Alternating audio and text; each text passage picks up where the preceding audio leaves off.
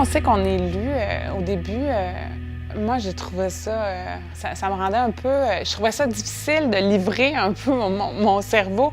Mais en même temps, après un certain temps, tu te dis, bon, c'est quoi le but d'écrire si t'es pas publié? Donc, j'ai touché des gens avec ça. C'est sûr que la réception du livre est différente, mais j'ai eu plein de critiques vraiment, vraiment bien où des gens ont lu des choses que moi, je voyais pas.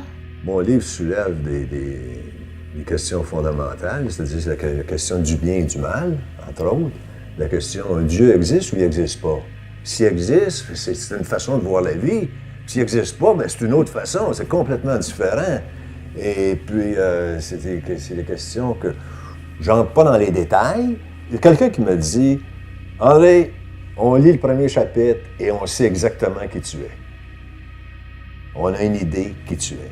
On voit que tu as des racines, on voit que tu as été marqué profondément par ton passé, tes parents, ta mère, ton père, etc. »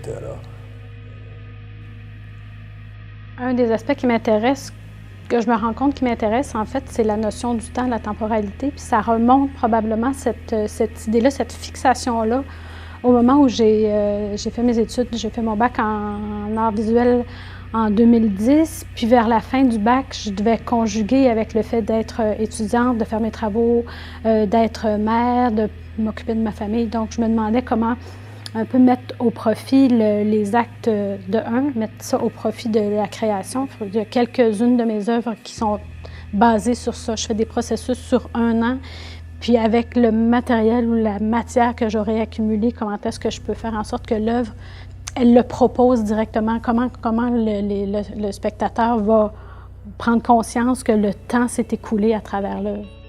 Le roman m'est venu sur l'autoroute, là, sur la 15. Puis sur la 15, t'es vraiment dans un lieu de représentation là, où les gens ils ont des 4x4. Puis je me suis mis à... Tu sais, je m'occupe l'esprit là, de plein de façons, mais je me suis mis à faire une typologie des gens selon leur voiture. Puis là, j'ai comme imaginé des motifs puis des récurrences qui reviennent. Comme quelle fille a quel 4x4, de quelle couleur sont ses cheveux qui va avec tout ça. Fait que j'ai vraiment vu des motifs à force d'être sur l'autoroute, mais à un moment donné, j'ai eu un flash puis j'ai eu le roman.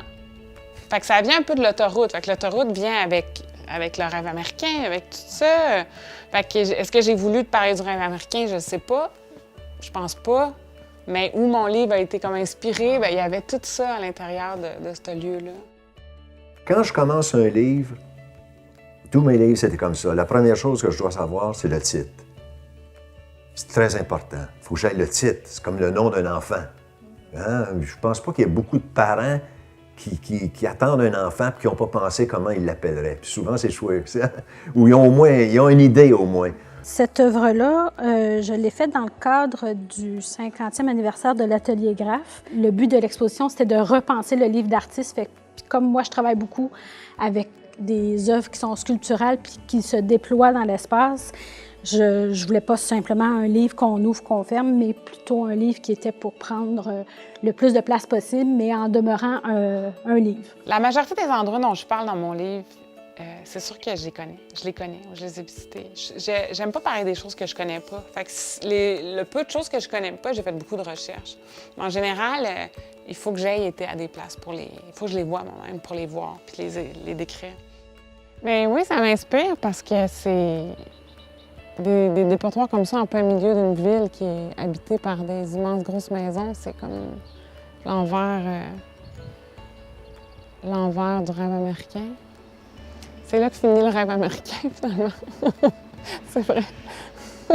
Dans le fond, tout ça, c'était la recherche préparatoire pour finalement donner l'œuvre qui a pris forme et qui s'appelle « Les conversations sédimentaires ». Les conversations sédimentaires est née après 1 an de rencontres avec les 7 autres artistes qui faisaient partie de l'exposition. Pendant ce temps-là, j'en profitais pour enregistrer toutes nos conversations, prendre des photos de leurs travaux, prendre des notes, relever des citations, des trucs intéressants qu'il y avait à dire.